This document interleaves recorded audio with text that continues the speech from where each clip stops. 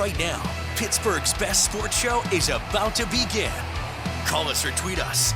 We've got things to talk about on the Ireland Contracting Nightly Sports Call. Good evening, everyone, and welcome inside the Fan Cave. This is the Ireland Contracting Nightly Sports Call, and all you have to do to call is dial 412-575-2600. Hit us up on Twitter at KDPump, at Chris Mueller PGH. Chris is up at 93.7 The Fan. And I want to begin tonight by saluting the great eight, Alex Ovechkin, who's going to be here tomorrow night. Chris, first time Washington and Pittsburgh on this season, and he got number 900 tonight. There's only one member of that club, and that's him. So he'll be here and potentially going against Sergei Murashov. And that will be interesting because if that's his debut, it comes against a team that's playing and has played very well over the last year and a half. So your thoughts about Ovechkin and also whether or not they should play him tomorrow? Well, I'll start in reverse. I mean, they absolutely, in my opinion, should play Murashov tomorrow. Throw him in there. He was great in Wilkes-Barre. I mean, he had an unbelievable first month, Bob, so you brought him up for a reason. You notice they put Tristan Jarry on the IR with an undisclosed injury? I find that very funny. Was it whiplash from turning back around into the net repeatedly to see the puck in the third period against Toronto? Like, I just think they want Murashov up here because he was so good, so I'd absolutely play him. Like out of the frying pan and into the fire here. As for Ovechkin, it's funny, somebody in the YouTube comments on the show today, we were briefly talking about Ovi, where his name came up, and this person said, well, just because you're the top goal scorer ever doesn't mean you're actually the best. I beg to differ. Me too. I think he is not only, obviously, by statistics, the best goal scorer ever, or the greatest in terms of numbers, but I think he's the best who's ever lived to do it. I mean, you can argue Mario Lemieux if he's healthy, who knows what he is in every facet, but what we've actually seen from Ovi is incredible because he came into an NHL that for his first year or two, yeah, they wanted scoring because they were still fresh off of a lockout, but pretty much compared to Wayne Gretzky, his entire career has been played in a comparative dead puck era. Like, to me, his career is essentially year after year of Babe Ruth hitting 60 homers in 1920 or whatever, right? I mean, it's gobsmacking what he's managed to do in an era of bigger goalie pads, goalies who are just better trained in general, and not having a guy like Dave Semenko running shotgun in case anybody dared breathe on him wrong like Gretzky did. So he's the best I've ever seen. And he, like Malkin, is 39 years old, and both those guys are off to really good starts again. Ovechkin doesn't have the off-season program that a lot of guys do, but he's just a big guy and he's got a shot and he knows how to put it in the net, and you're right. He knows where to go. They know where to find him, and I'm going to be very anxious to watch Murashov go up against him. I hope he does get that start tomorrow night as the Penguins come home for 3 games over the next 4 days. And after that loss in Toronto, I asked Pony last night about this take because I thought those first 2 periods in Toronto were as good as they could possibly play. I mean, that's a good team, a high-scoring team with some of the best goal scorers on it, and yet they dominated them for 2 periods, and then all of a sudden some bad habits trickled in, and when you start the third period giving up a breakaway to one of the best goal scorers in the game, that set the tone for Toronto. Yeah, it was pretty jarring to watch the first 40 and then get the last 20 as the capper, because I'm with you. I mean, it was as dominant territorially as I think you could see them be. They were just absolutely handing it to a team that on paper is supposed to be a lot better than they are, and then they just completely collapsed. And the other thing besides some bad habits that crept in were a couple of softies from Tristan Jarry. Like, I thought 2 of the 4 Toronto goals were probably soft goals, so as poorly as they played in that period, if Jarry stops the pucks that he's supposed to stop, they win that game 3-2 and hang on for dear life. But I think we'll get an early test of their mettle now. I mean, that is a disheartening loss. 9-3-2 would look a lot better than 8-4-2. They'd have 20 points right now. They would just be continuing the good vibes. I think one massive difference that's been needed is that Dan Muse has been a new voice that they desperately could have used, and they got it, and he's really gotten them to play largely sound hockey. So can they get up off the deck after this? Because if they can't and they go into a little spiral, then I think a lot of the goodwill evaporates pretty quickly. I did think they got off the deck after being really shellacked in Winnipeg, came to Toronto and had 2 really good periods. So we'll see. I think this team has a lot of good young players, and if Miroshov does play, it'll be the 7th rookie that plays on this team already this season. When we come back, we're going to talk about college football playoff and Steelers, but our KDKA-TV Connect poll of the night, brought to you by Penn West University, is will Pitt make the college football playoff? And I'll make a second part of that question. Will they make it if they don't get to the ACC championship game, provided they win all their 3 games? We talked about this a little bit today on the radio. I'd like to hear what you guys have to think and what Chris has to think as well. We're going to take a break, come back with more. It's 412-575-2600. It's the Ireland Contracting Nightly Sports Call right here on KDKA+.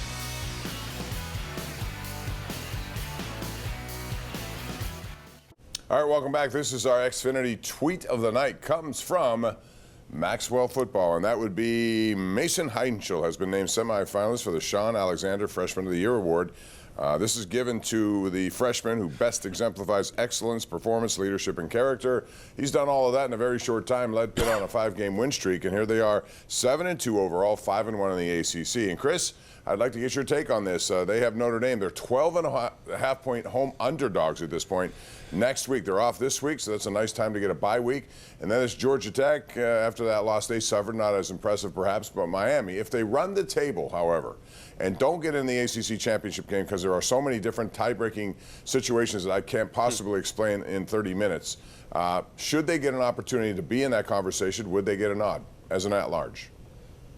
I actually think that if they go 10-2 and don't make it because Virginia makes it, because Virginia played NC State, a conference opponent, in a non-conference game, make that make sense, earlier this year and lost it, and then one of the other one-loss teams gets in that has a tiebreaker advantage over Pitt. If they go 10-2 and don't have to risk playing in that ACC title game, I actually do think they would make it, Bob, because their resume would suddenly get a lot stronger if you add a win over Notre Dame, a win over a Georgia Tech team that's still like a top 15. I mean, that would be 3 top 15 teams in terms of quality. I know Miami is suddenly doing typical Miami things here, and Georgia Tech's still got to deal with Georgia, and Notre Dame, Notre Dame might be the best of that bunch, and they're very tough defensively, but that would be a 3-pack of wins that would completely change the complexion of their season from, oh, wow, nice story. They put this Heinschel kid in, and he's really good, to who's got 3 wins that are better? I know 2 of them would be home games, and Miami stinks when they're not playing in humidity or whatever, but those would be 3 awfully good wins for any team, let alone an ACC team. So I think they'd get in, and I think at that point, Bob, they would deserve it. Yeah, me too. I said that today. I think and there are a lot of different things that could happen here. If they get to the ACC championship game and lose, then they're done, because they're not going to take a 3-loss team. Here's one other thing. Let me just say this, because I don't want to forget it. The committee with Jordan Travis in Florida State, when he got hurt a couple of years ago, and then they decided, well, you're just not the same team that you would be with this guy if he was healthy, so we're going to leave you out at 13-0 or whatever. That understandably rankled some people, but that showed what the committee kind of does. They go a lot on the eye test. Couldn't Pitt, if they won out here, have a very simple case? Pick us. We were 2-2 before we realized that we were supposed to start this guy because he's the best quarterback. We're 8-0 with him, and we've beaten Notre Dame, Georgia Tech, and Miami. That's the argument I would make if I were Pitt. I'd say we'd be 12-0 if this kid had been our quarterback since week 1. So I think they'd have a very strong case, and I don't think there would be 11 teams with a better resume if they did what you're describing. No, and he's a freshman who's gotten a lot of attention. He was on with John Gruden today, and all this kind of stuff factors into it. There's no question about that. So we'll see how it goes. And it's a tough first game here, 12.5-point underdogs at home to Notre Dame, but stranger things have happened. He'll be on with the PM team tomorrow, Bob. Good. So that's a little programming note in the first hour of the show. By the way, they're 24th in these polls this week. Would you like a hilarious conspiracy theory? Because college football is ridiculous and teams get favoritism all the time. I understand that they're not playing this week, and so there's a very good chance they would fall out of the next CFP rankings. I absolutely think that part of the reason that they might be in right now is because if they linger around that 24 spot for the Notre Dame game, the committee wants to make it look like Notre Dame has a good win if they beat Pitt. Hey, look, they beat 24th ranked Pitt. You've got to put them in. You've got to put them in. So Just a little conspiracy theorizing on a Wednesday night, Bob. They have a fairly easy schedule, though, and they're already slotted to be, the 10th team in that field. So if they take care of business, they'll get in for sure. It is Notre Dame. It's one of those names that always carries a lot of weight with it. And you see the results so far. Pitt makes the college football playoff. Yes or no? No's 72%. Let's get to our phone lines, beginning with Rick in Hempfield, who's our first caller tonight. Hello, Rick. How are you? Good, Bob. How about you? Great, thanks. Hey, that Penguins game was very reminiscent of a Pittsburgh Pirates game.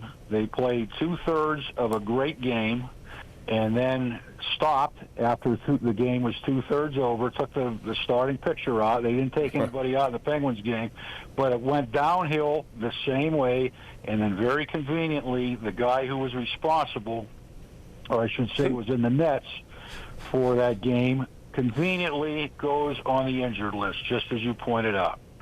I just thought the parallel was just too amusing to pass up. Well, the only thing I'll say about this is, again, I always like to believe that if a guy's injured, he's injured. They're talking about a minimum of 3 weeks for him. And he's been off to a good start, really. I thought Tristan Jarry has been coming into that game, certainly. And the third period was, you're right, 2 soft goals, Chris. But I think overall he's played pretty well. Now, down the road, it depends on Murashov plays here. I remember Joel Blomqvist last year came in and did not do what a lot of people thought he would do. If this kid is ready to play, then that's a whole different story. They can do some things with Jarry, include trade him or whatever they want. If not, they may have to go back to him and continue with Shilovs and Jarry together. There's a lot of variables involved with this. Well, I think one thing we do have to give a tip of the cap to here is, other than that really horrible performance last night in the third period, Jarry and Shilovs are the third best goalie tandem in the league this year. The Penguins have the third best save percentage in the entire NHL. It's 9-10, like cumulatively. So their goaltending, I know we're all kind of annoyed about it because what happened on Monday night is just like vintage bad Jarry.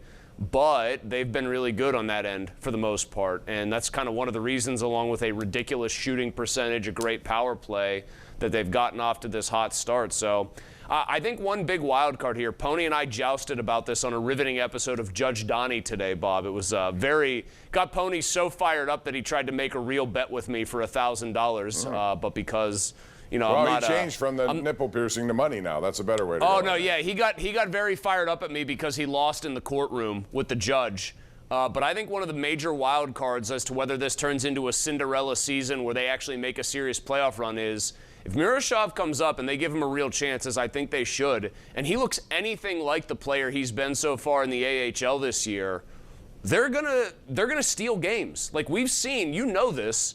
We've seen bad teams be carried into at least a playoff berth by great goaltending. I feel like Shesterkin does it to some extent every year. Bennington not too long ago. Remember him for St. Louis? Yeah, Bennington. I mean, I feel like the Islanders have been carried at times by really elite goaltending too.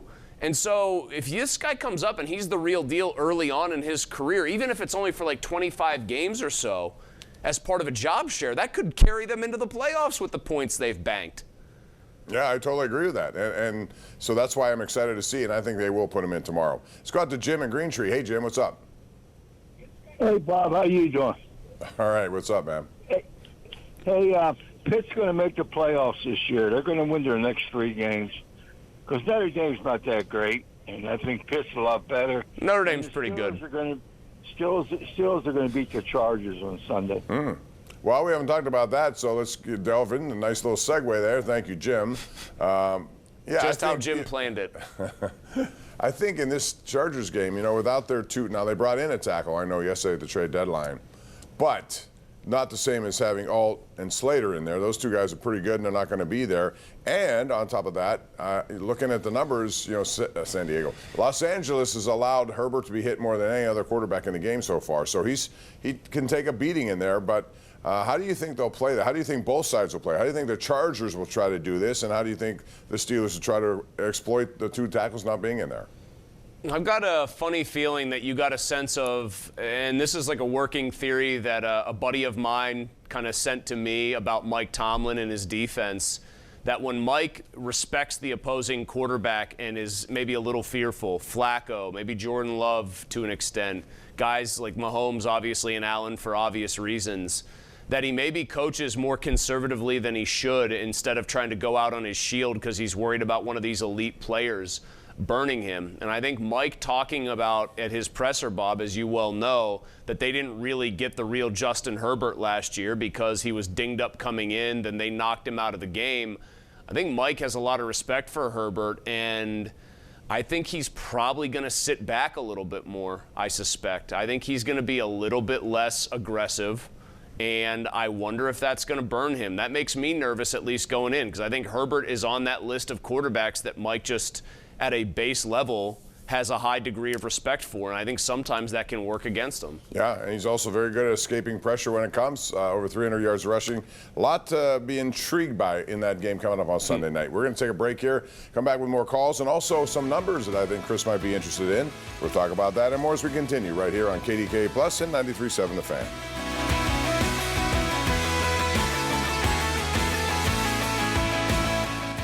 All right, running short on time, but Rudy and Castle Shannon, make it quick, please. How are you? Hey, I don't even know how you would even think if it would be able to make the college playoffs. ACC is the weakest football program in there, between the SEC and the Big Ten. No chance that they even. Well, I mean, when you're talking about storylines, and I do think Chris is right, they take that stuff into consideration. If they end up 10-2 and they're 8-0 with a freshman quarterback who was summoned on maybe a little too late, I think they certainly have a case. And, you know, it's no guarantee that an ACC team will be in there anyway. They're not necessarily, even if you win a championship game, Chris, the way it's now structured this year. But the story is too good to. Hold on. This just bugs me. Notre Dame's like 10th in the CFP. If Georgia Tech were to upset Georgia, which is not out of the realm of possibility because they almost did it last year, right, then Pitt beats Georgia Tech, and you get Miami doesn't let the wheels completely come off the bus, and Pitt gives them their only other loss of the year. I'm sorry. I know it's hard to fathom. Pitt would absolutely get in because those would be 3 extreme high-quality wins against only one bad loss, truly, which is WVU. I agree. Okay, I only have a minute here, but I want to, our friends at the Buffalo Group sent us this, and they have tabulated all the numbers from the U.S. Open at Oakmont. Some of them are really intriguing. You know, about 10 U.S. Opens there, most ever hosted at Oakmont. But how about this? 150,000 cars were parked, 33,400 hot dogs consumed, 205,792 beers served, and 4,289 cookies served by the Oakmont Bakery. Any of those numbers surprise you? I mean, imagine what the beer numbers would have been if Ron Cook had been on site as a fan. Cookies, no, the cookie number does not surprise me. The beer number does not surprise me. The cars parked thing is actually kind of wild to me. I will admit that is the one that surprises me, Bob. That's a lot of cars to park. It is a lot, and you can imagine all-time record merchandise sales. I'm not sure what the number is there, but it's in the millions. All right, Chris, thanks very much. Do it again tomorrow night. Thanks for joining us here. We'll see you guys tomorrow on the PM team, and that's going to do it for Chris Mueller and Bob Pompeani. Have a good night, everyone. We'll see you on KDKA News starting in just about 4 minutes from right now. Good night.